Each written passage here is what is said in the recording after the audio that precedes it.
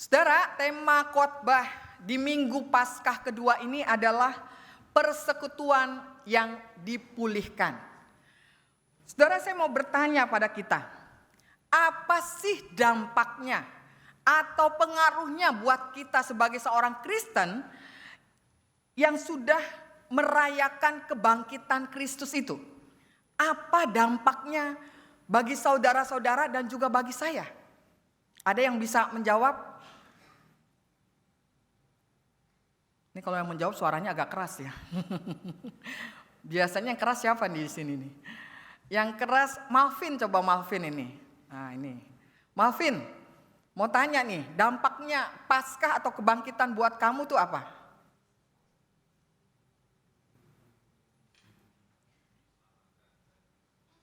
Diselamatkan dari dosa. Itu baru satu jawaban.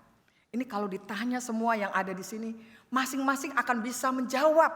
Apa sih dampak pengaruhnya ketika kita tiap tahun merayakan Paskah atau kebangkitan Kristus? Orang akan mengatakan, selain apa yang dikatakan Malvin, mungkin mengatakan bahwa Bu, Paskah itu membuat saya imannya makin kokoh, imannya makin kuat. Hidup saya menjadi hidup pada iman kebangkitan dan bukan iman kematian. Kematian itu kan tandanya menakutkan, tandanya lemah, tidak berdaya. Tapi kalau kebangkitan, maka iman kita itu menjadi kuat dan kokoh. Itu yang pertama. Tapi juga orang bisa mengatakan bahwa apa pengaruhnya kebangkitan buat dirinya, maka ia akan mengatakan bahwa kebangkitan itu akan memampukan dia melihat betapa besarnya kasih Allah. Bukan kasih Allah hanya pada dirinya, tapi seluruh dunia ini diselamatkan. Lalu yang ketiga, apa sih dampaknya kalau orang memperingati Paskah? Ini yang paling penting juga Bapak Ibu. Kalau saudara dan saya memperingati Paskah, itu berarti kita merayakan tentang kemenangan Kristus atas apa? Ada yang tahu nggak atas apa? Ini atas sesuatu yang sangat menakutkan bagi seluruh manusia. Apa itu? Atas kematian. Siapa di sini yang takut kematian? Wah, nggak usah ditanya begitu ya. Kematian itu menakutkan, tapi dengan kuasa kebangkitan, maka orang-orang Kristen diajarkan untuk tidak lagi melihat kematian itu sebagai sesuatu yang menakutkan, tetapi justru memperjumpakan kita dengan Yesus Kristus yang adalah Allah yang kekal. Nah saudara, karena itulah kita sungguh bersyukur bahwa kita bisa memahami tentang dampaknya orang merayakan Paskah. Tapi saya mau mengatakan sekali lagi Bapak Ibu, apa yang menjadi jawaban kita itu tidak salah. Tetapi saya ingin memperlengkapi dengan apa yang mungkin belum terpikirkan oleh kita. Apa itu saudara? Bahwa dampak atau pengaruh kebangkitan Kristus itu bukan hanya kita rasakan secara personal, secara pribadi, tapi juga kita rasakan secara komunal. Ya, ini yang kadang-kadang sering terabaikan oleh kita. Bahwa kita juga merasakan yang namanya dampak dari kehidupan persekutuan. Makanya tema hari ini adalah persekutuan yang dipulihkan. Dan karena itu kita bisa melihat gambaran itu sangat jelas pada murid-murid Yesus yang sudah mengalami kebangkitan Kristus. Yang dinyatakan di dalam Yohanes pasal 20 ayat 19 sampai 31. Kenapa? Karena pada waktu Yesus menampakkan diri setelah peristiwa Paskah itu, maka kehadiran Kristus itu betul-betul memulihkan para muridnya yang sedang pada saat itu dicekam rasa takut yang tidak main-main.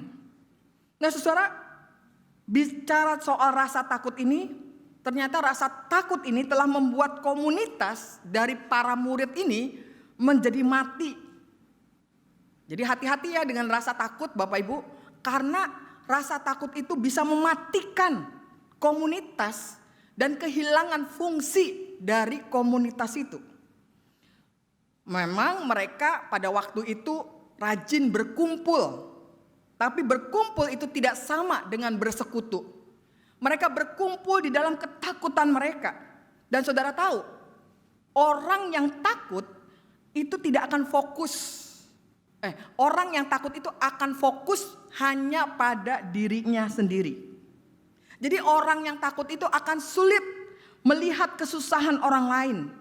Yang dilihat itu selalu kesusahannya sendiri, selalu persoalannya sendiri, selalu kesibukannya sendiri. Sehingga egonya itu makin kuat. Nah, ketika egonya itu makin kuat, maka mereka hanya memikirkan bagaimana menyelamatkan diri mereka masing-masing. Jadi artinya saudara, kita harus sungguh-sungguh berhati-hati dengan apa yang namanya rasa takut. Memang rasa takut itu jenisnya banyak sekali. Ya, saya tidak perlu menyampaikan di sini, Bapak Ibu punya pengalaman dengan rasa takut itu. Nah, tidak demikian saudara ketika Kristus bangkit. Ia bangkit untuk justru mengusir, melenyapkan ketakutan itu. Ketika Kristus bangkit sebanyak 3 kali justru ia mengatakan kepada para muridnya. Apa yang dikatakan Yesus kepada para muridnya 3 kali? Ada yang ingat?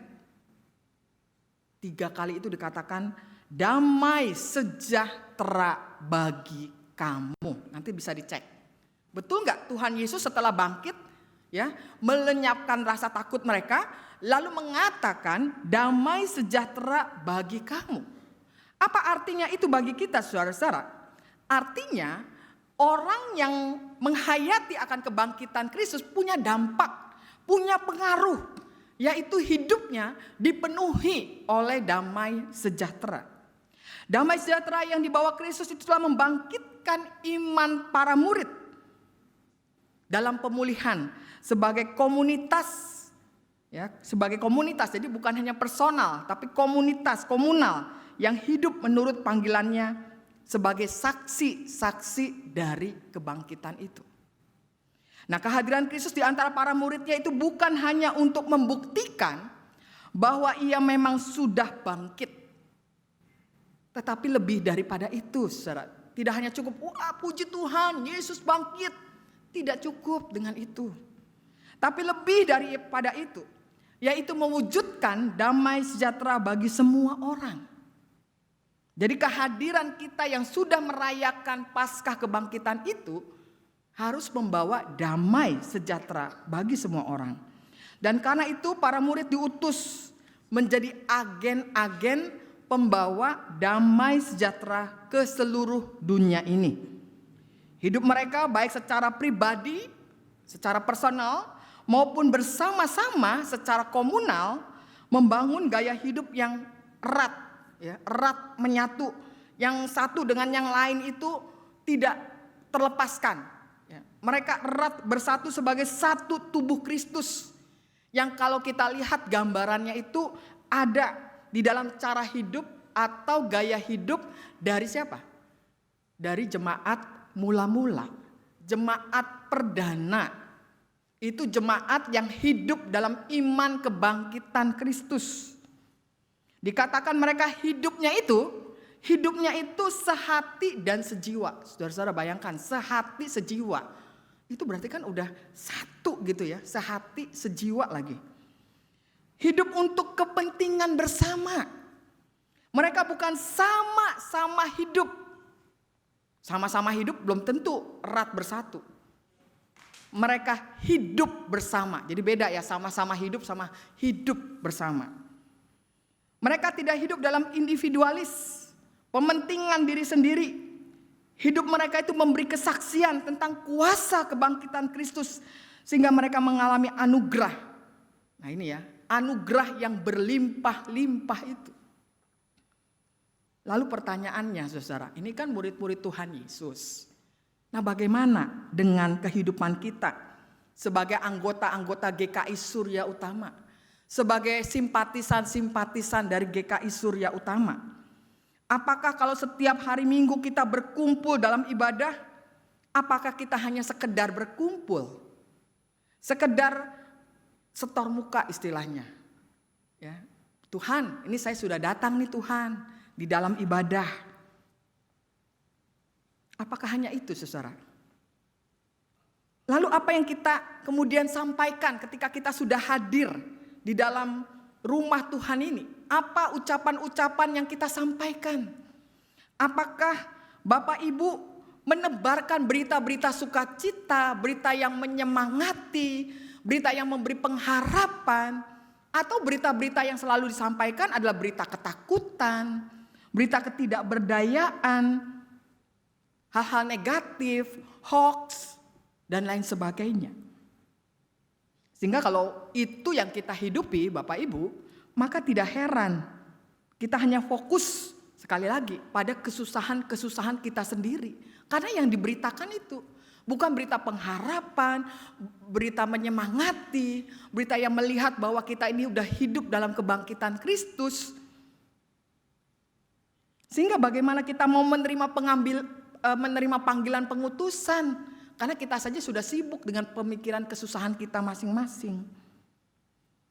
Saudara-saudara, memang yang namanya tugas pengutusan itu membutuhkan tanggung jawab yang tidak ringan. Dipanggil entah jadi pendeta, entah jadi penatua, entah jadi pengurus di badan-badan pelayanan, atau entah menjadi panitia-panitia. Tidak mudah, siapa yang bilang mudah? Memang biasanya diiming-imingi, Bu, saya diiming-imingi, Bu, kalau sudah terjebak, Bu, dalam pelayanan. Saudara-saudara, melayani itu tidak mudah, tidak ringan. Namun ini yang harus kita catat. Kita tidak mau tenggelam dalam rasa takut untuk mengemban tugas pelayanan kita bersama. Mengapa, saudara? Mengapa?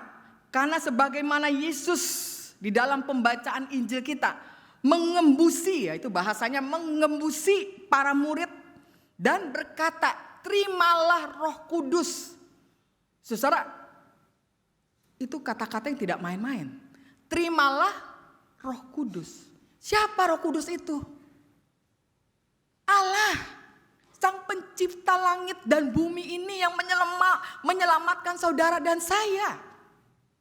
Terimalah kehadiran Allah, kuasa Allah untuk membangun, memampukan saudara dan saya melayani Tuhan dengan penuh kesungguhan.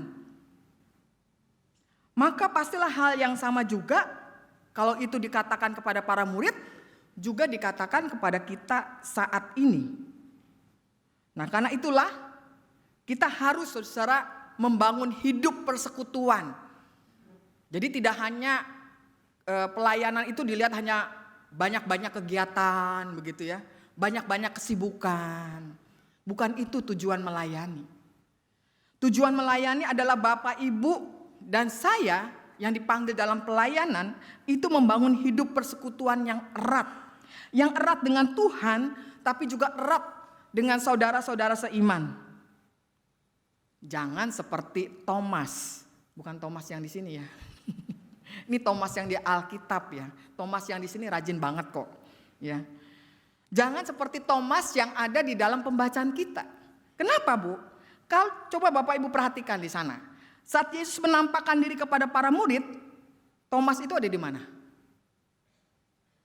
Thomas itu sedang tidak ada bersama-sama dengan mereka saat itu.